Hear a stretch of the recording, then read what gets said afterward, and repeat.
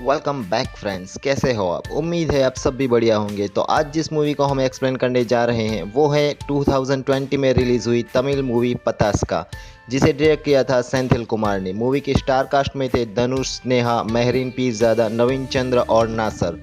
तो ज़्यादा वक्त न गंवाते हुए चलिए मूवी एक्सप्लेन करते हैं। एक बात और, चैनल को अभी तक सब्सक्राइब नहीं किया तो कर लेना और बेल के बटन को भी दबा देना ताकि आपसे हमारी कोई भी वीडियो मिस ना हो। और डिस्क्रिप्शन में मैंने ब्लॉगर की लिंक दी हुई है, आप उसे भी फॉलो ज़रूर करें। तो चलिए शुरू करते हैं। मूवी की शुरुआत में कन्याकुमारी को पुलिस पकड़ के ले जा रही थी। कुछ आदमियों ने उसके बच्चे को मार डाला था, तो कन्याकुमारी ने पुलिस के सामने ही उस आदमी को मार डाला।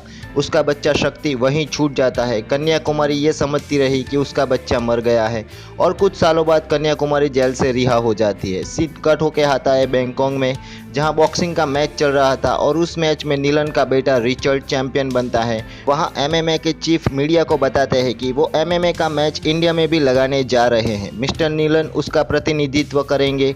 मिस्टर नीलन मीडिया से कहते हैं कि एमएमए इंडिया में आएगा तो उसका बेटा ही चैंपियन बनेगा, उसका कोई मुकाबला नहीं कर सकता। दूसरी ओर पतास अपने दोस्त पंकचर के साथ मिलकर एमएमए एकेडमी की सारी ट्रॉफी चुरा लेते हैं। जब इस बात का पता नीलन को चलता है तो वो गुस्सा होता है और संध्या को डांटता है। संध्या उसी एकेडमी में काम कर रही थी। पतास और पंचर चोरी की हुई उन सारी ट्रॉफियों को चोर बाजार में बेच देते हैं। वो दोनों जहाँ भी चोरी करते हैं वहाँ एक ऑडियो क्लिप छोड़ के जाते हैं। उस एकेडमी में भी वो एक ऑडियो सीडी छोड़ देते हैं। पुलिस को ये पता नहीं था कि वो दोनों चोर है। पुलिस उन दोनों को मुखबिर बनाती है और उन दोनों को चोर को ढूंढने का काम सौंपती है। कन्याकुमारी घर की कुछ चीज़ों से एक बॉटल गन बनाती है और नीलन का पीछा करती है। नीलन का पीछा करते हुए वो एमएमए एकेडमी पहुंच जाती है। उसी वक्त वहां पतास और पंचर भी पहुंचते हैं और वो तीनों अलग अलग उसी एकेडमी में घुस जाते हैं। उस वक्त नीलन से मिलने उसका आदमी विकी आता है, जो ये एकेडमी छोड़ के जाना चाहता है। नीलन उसे कहता है कि बॉक्सिंग का एक मैच उसके साथ खेले, उसे हराए और यहाँ से चला जाए। नीलन और विकी में लड़ाई होती है। उसी वक्त कन्याकुमारी नीलन को मारने के लिए उस पर निशाना लगाती है, लेकिन तभी वो पतास को देखती है और उसका निशाना चूक जाता है। नीलन कन्याकुमारी को पहचान लेता है और अपने आदमियों को उसे पकड़ने को कहता है, लेकिन तभी वहाँ आग लग जाती है और पतास और पंचर के साथ कन्याकुमारी भी वहाँ से भाग जाती है। लेकिन पतास के पिता कोलसू उन दोनों को बचा लेते हैं। हालांकि कोलसू भी एक चोर है। कोलसू उनसे पूछता है कि वो एकेडमी में चोरी क्यों करते हैं, तो पतास कहता है कि साधना की वजह से। पहले तो वो सीधी सादी लड़की थी, कभी सर उठा के भी बात नहीं करती थी, लेकिन जब से उसे जॉब मिली है तब से वो उड़ने लगी है। जॉब मिलने के बाद साधना पतास को तंग करती थी। लोग सुबह जल्दी जागने के लिए घड़ी में अलार्म रखते हैं, लेकिन वो तो स्पीकर पे अलार्म बजा के पूरे मोहल्ले को जगा देती है। जब पतास ने वो स्पीकर तोड़ डाला तो उसने तारों के केस वाला स्पीकर लगा दिया और उसमें करंट भी रख दिया ताकि कोई उसे छू न सके। जो लड़की सर झुका के बात करती थी, आज वो पतास से आंखें आंख मिलाकर बात कर रही थी। इसीलिए उन दोनों ने एकेडमी में चोरी की ताकि उसका घमंड उतार सके। उस एकेडमी में उस ट्रॉफियों को संभालने की जिम्मेदारी साधना पे थी। पुलिस साधना से कहती है कि ये दोनों उन ट्रॉफी को और उन चोर को ढूंढ के लाएंगे, तुम उसके साथ ही रहना। अब पतास और पंचर साधना के पैसों से खूब गुलछरे उड़ाते हैं। ट्रॉफी ढूंढने के बहाने उससे खूब खर्चा करवाते हैं। जहां एकेडमी में उसकी सैलरी 70,000 थी, चोरी होने के बाद उसकी सैलरी 7,000 कर दी जाती है और जब तक वो ट्रॉफी नहीं मिलती उसके डॉक्यूमेंट भी एकेडमी जमा कर देती है। चोरी की हुई ट्रॉफियों में से कुछ ट्रॉफी पंकचर ने घर के इस्तेमाल के लिए रखी थी, जो साधना देख लेती है। और ये बात जब वो अपने बॉस नीलन को बताने जा रही थी कि पतास उसे एक वीडियो दिखाता है जिसमें साधना नलिन के पुतले को भला बुरा कह रही थी। साधना एकेडमी से अपने डॉक्यूमेंट चुराने के लिए कुछ गुंडों को हायर करती है। तभी वहाँ पंचर और पतास पहुँच जाते हैं और कहते हैं कि ये काम हम करेंगे और उन गुंडों को भगा देते हैं। साधना उससे कहती है कि डॉक्यूमेंट फाइल चोरी करने के बाद बाकी सारी फाइल जला देना ताकि किसी को शक ना हो। तो पतास साधना की फाइल निकालने के बाद बाकी सारी फाइल जला देता है और साधना को उसकी फाइल लौटा देता है। नीलन ने कन्याकुमारी को देखा था तो उसका आदमी पुलिस स्टेशन फोन करता है, तो उन्हें पता चलता है कि 1-2 दिन पहले ही कन्याकुमारी जेल से रिहा हो गई है और नलिन पे हमला कन्याकुमारी ने ही किया था। जब वो उस दिन की सीसीटीवी फुटेज देखते हैं तो उसमें पंचर और कन्याकुमारी दिखते हैं, लेकिन पतास वो अपना चेहरा छुपा के वहाँ से निकल गया था। जब साधना एकेडमी पहुंचती है तो वो देखती है कि एकेडमी में आग लगी थी और वहां वो पंचर और कन्याकुमारी की फोटो देखती है जिसे उसके बॉस नीलन ढूंढ रहे थे। नीलन का आदमी गंगा दूसरे पुलिस वाले को फ़ोटो भेजता है और उसे पकड़ने को कहता है और उसे कन्याकुमारी की फ़ोटो भेज देता है। उसी वक्त वहां कन्याकुमारी पहुंचती है। पुलिस उससे पूछताछ करती है। तब पतास भी वहीं था। कन्याकुमारी की बैग से पैसे गिर जाते हैं, जो पैसे उसने जेल में काम करके कमाए थे, और पतास वो देख लेता है। वो हवलदार जब ये बात अपने सुपीरियर को बताने जाता है तब वो फ़ोटो पहचान लेता है, लेकिन तब तक कन्याकुमारी वहाँ से जा चुकी थी। पैसे चुराने के इरादे से पतास उसका पीछा करता है, लेकिन कन्याकुमारी जो कि लड़ाई में माहिर थी, वो पतास को पैसे नहीं ले जाने देती और वो पतास को देखती रहती है। बाद में पतास का पीछा करती है, तभी वहाँ पुलिस आके उसे पकड़ लेती है। कन्याकुमारी के पास काफ़ी सारा पैसा था, तो उसने चुराने के लिए पुलिस नीलन से झूठ बोलती है कि वो मर गई, लेकिन कन्याकुमारी उन सभी पुलिस वालों की पिटाई करती है। कुछ लोग ये सब मोबाइल से रिकॉर्ड कर रहे थे और मारने के बाद वो उन पुलिस वालों में से एक को ठीक करती है। वीडियो वायरल हो जाता है। बैंकॉक में कुछ लोग ये वीडियो देख रहे थे, तो उनके गुरु आकर उन्हें कहते हैं कि ये वीडियो फेक नहीं है। इस कला को आदि मुराई कहते हैं और ये कला प्राचीन कलाओं में से एक है। जूडो, कराटे, ये सभी कलाओं के जड़ में यही आदि मुराई है। नीलन उस पुलिस वाले से मिलता है और उसे कहता है कि तुम्हारा इलाज आदि मुराई ही कर सकता है। बाद में वो गंगा से कहता है कि वो बैंकॉक जा रहा है, जब वो वापस आए तब तक कन्याकुमारी को मार देना।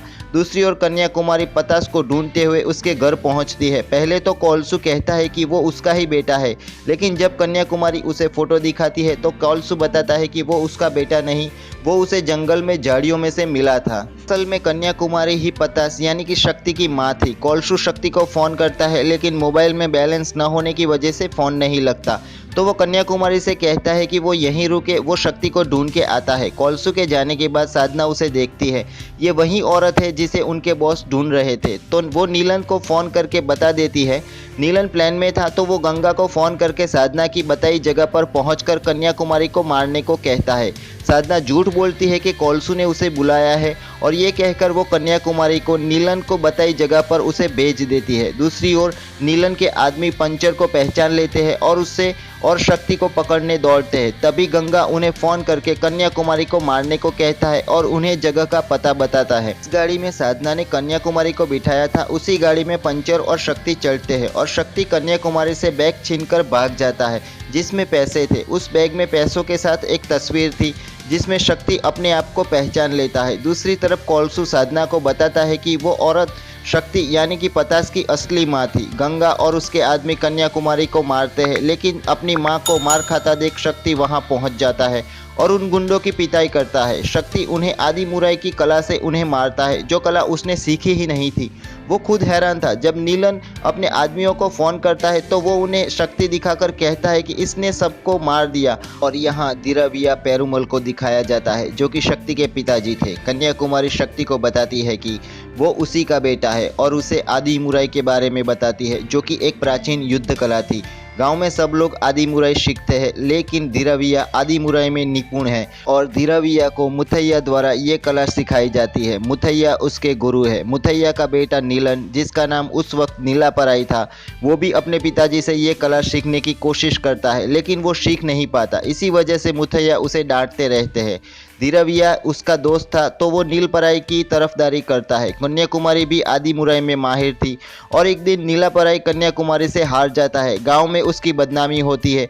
दिराविया उसे समझाने की कोशिश करता है। कन्याकुमारी दिराविया को चाहती थी, तो मुथैया उन दोनों की शादी करवा देता है।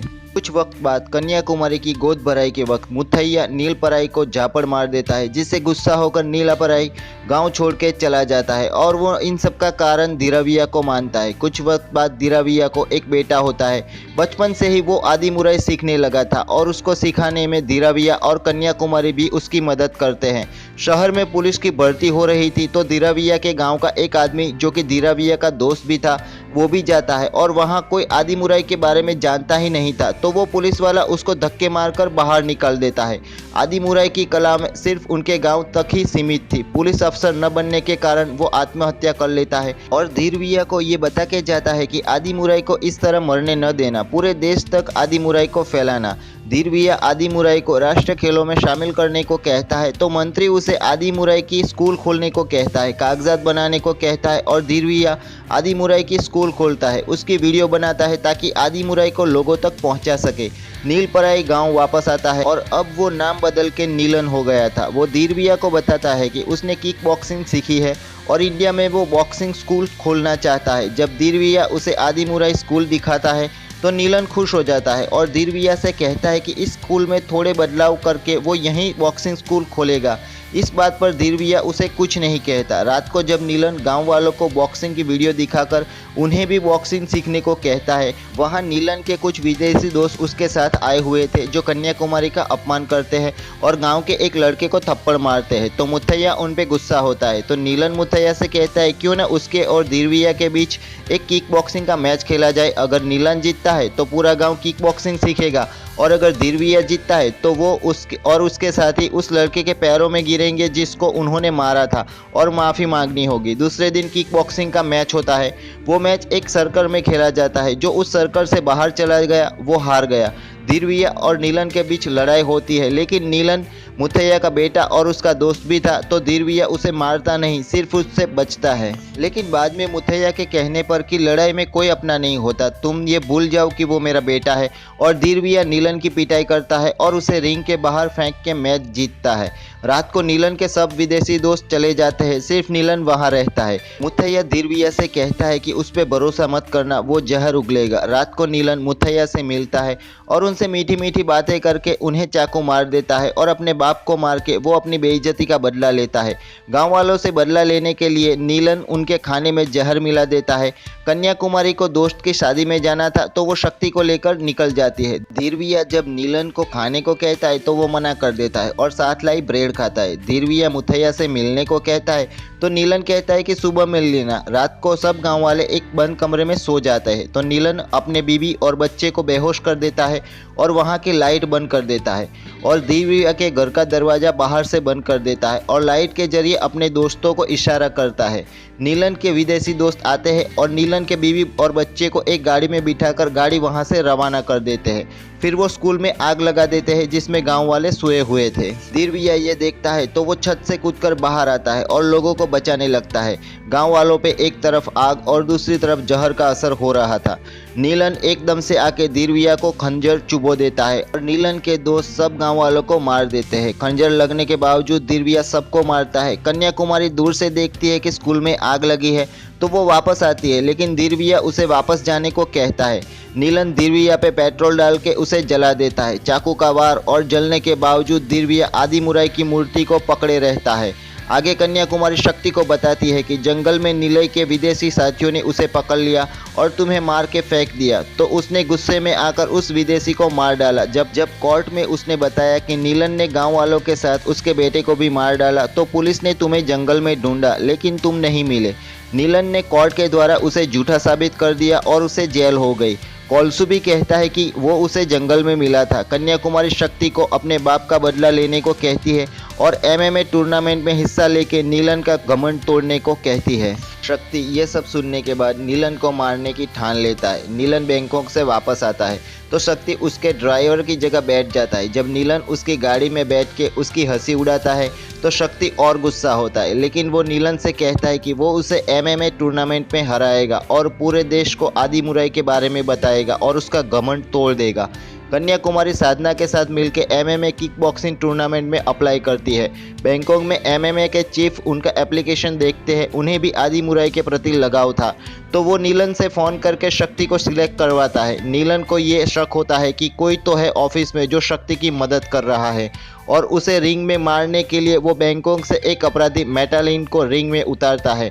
वो अभी ड्रग्स की हेराफेरी के इल्ज़ाम में जेल में था। नीलन उसकी जमानत करवाता है और उसे अभी तक 6 लोगों को रिंग में ही मार डाला था। शक्ति अपनी माँ से आदिमुराई सीखता है। उसे आदिमुराई के बारे में कुछ भी पता नहीं था, लेकिन जब वो कोख में था तब भी कन्याकुमारी आदिमुराई सिखा रही थी, लेकिन उसे उसके पिता जैसी आग नहीं थी। तो प्रोजेक्टर के जरिए शक्ति को धीरविया की वीडियो दिखाई जाती है और अपने पिताजी से वो आदिमुराई सीखता है। वो दिन आ जाता है जब MMA टूर्नामेंट शुरू होता है जिसमें 8 लोगों के बीच टूर्नामेंट खेला जाना था। टूर्नामेंट का पहला मैच नीलन के बेटे रिचार्ड का था जो वो आसानी से जीत लेता है और दूसरा ही मैच शक्ति और मेटालिन के बीच रखा जाता है जिसमें मेटालिन शक्ति को खूब मारता है, लेकिन जैसे तैसे करके शक्ति पहला राउंड निकाल लेता है। कन्याकुमारी उसे कहते हैं कि आदि मुराई की तकनीक से काम लो। शक्ति दूसरे राउंड में मेटालिन को पछाड़ के रख देता है क्योंकि अब वो आदि मुराई की तकनीक से काम लेता है और शक्ति वो मैच जीत जाता है। इस बात से मेटालिन गुस्सा हो जाता है और शक्ति के कंधे पर चाकू से वार करता है। चाकू लगने से अब उसका खेलना तय नहीं होता, लेकिन कन्याकुमारी के कहने पर वो वापस खड़ा हो जाता है और अगला मैच खेलने एमएमए पहुंचता है, जहां नीलन उसे चिढ़ाता है कि वो एक हाथ से कैसे खेलेगा। लेकिन हैरानी के बीच शक्ति अपने प्रतिद्वंदी को बाएं हाथ से मारकर गिराता है और ये देखकर नीलन चौंक जाता है। शक्ति की यही खासियत थी कि उसके दोनों हाथों में एक जैसी ताकत थी और अब फाइनल में नीलन के बेटे रिचर्ड के साथ उसका मैच होने वाला था। नीलन रिचर्ड से बेईमानी करने को कहता है और कहता है कि उसके दाएं कंधे पर ही वार करना। ये बात साधना सुन लेती है और शक्ति को बताती है। जब साधना शक्ति को ये बात बता रही थी तब नीलन वहां पहुंच जाता है और साधना को मारता है। जब शक्ति ये देखता है तो वो नीलन पे और गुस्सा होता है। तभी वहां नीलन पहुंचता है। उसे डर था कि कहीं शक्ति ये टूर्नामेंट जीत न जाए। वो शक्ति को उसके साथ लड़ने के लिए उकसाता है।